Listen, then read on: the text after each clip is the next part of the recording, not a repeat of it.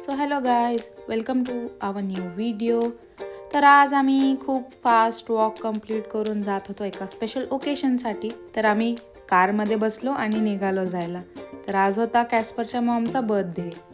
आम्ही खूप एक्सायटेड होतो तिला भेटण्यासाठी, कारण की आम्ही तिला फर्स्ट टाईमच भेटत होतो, म्हणजे आफ्टर कॅस्पर्स बर्थ आम्ही तिला फर्स्ट टाईम भेटत होतो. सो आम्ही निघालो आणि जाता जाता पेट शॉपला गेलो, कारण तिच्यासाठी आम्हाला गिफ्ट्स घ्यायचे होते. तर गिफ्ट सिलेक्ट केलं आणि जातानाच आम्हाला एक क्यूटसी पर्शियन कॅट दिसली, जिचे न्यू पॅरेंट्स तिला घ्यायला येत होते. सो आम्ही तिच्यासोबत थोड्या वेळ खेळलो आणि मग निघालो जायला. लोकेशन थोडंसं लांब होतं आमच्या घरापासून, सो आम्ही लवकरच निघालेलो आणि थ्रूआउट द जर्नी हाच विचार करत होतो की कसं असेल त्यांचं रिॲक्शन. कॅस्परच्या एका सिस्टरला पण इन्व्हाइट केलं होतं, सो एक mini family get together type होता त्यांच्यासाठी. सो आम्ही लोकेशनला थोड्या वेळातच पोचलो आणि तिकडे एंटर करताच त्याची सिस्टर स्काय आणि त्याची मॉम डेझी या दोघेही पळत आल्या कॅस्परला भेटायला. आणि आय डोंट नो त्यांना कळत असेल की नाही की ते एक फॅमिली आहे, बट ते त्यांचं एन्जॉय करत होते. हे खूप सरप्रायझिंग वाटत असेल जे डॉग पॅरेंट्स नाही आहे की डॉगचा देखील बड्डे केला जातो, बट हे खूप क्यूट गोष्ट आहे ही जेव्हा तुम्ही हे एक्सपिरियन्स करता. तर त्यांनी बर्थडे डेकोरेशन पण केलेलं, खूप छान डेकोरेशन होतं. आणि ही आहे आमची बर्थडे गर्ल डेझी. माझी मम्मी तिचे खूप लाड करत होती आणि ती खूप स्वीट आहे. कॅस्पर सेम तिच्यासारखाच दिसतो, तिच्यासारखा आणि तिच्या सिस्टरसारखा. तर तुम्ही बघून सांगा कमेंट्समध्ये की तो सेम दिसतो की नाही.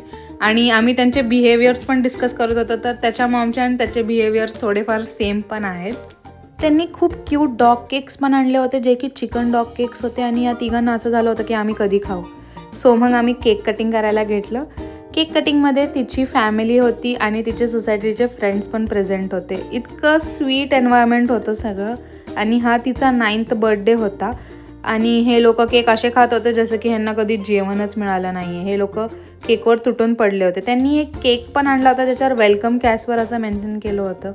तर हे सगळं आम्हाला खूप छान वाटत होतं. म्हणजे आम्ही आधी घाबरलेलो की हे लोक असं भांडण करतील वगैरे, बट यांनी खूप छान प्रकारे एन्जॉय केलं. लाईक द गोल्डन फॅमिली असं त्यांनी एन्जॉय केलं त्यांचं. आणि मग आम्ही तिला तिचं गिफ्ट दिलं, तिला ते खूप आवडलं. आणि आम्हाला त्यांनी रिटर्न गिफ्ट पण आणलं होतं. आय मीन आम्हाला खूप सरप्रायझिंग वाटलं हे सगळं. खूप छान अरेंज केलं होतं तिच्या मॉम डॅडने.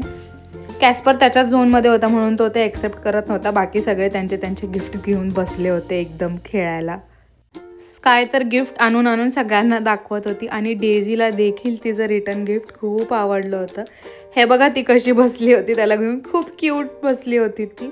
म्हणजे ज्यांच्या कोणाकडे गोल्डन रिट्रीवर आहे त्यांना माहितीच असेल गोल्डन रिट्रीवर आणि त्यांचं टॉयचं ऑब्सेशन किती आहे. तर आम्ही एक क्यूट गोल्डन फॅमिली फोटो काढायचा ट्राय केला. खूप कष्ट लागले यामागे, आम्ही सगळे थकून गेलो होतो.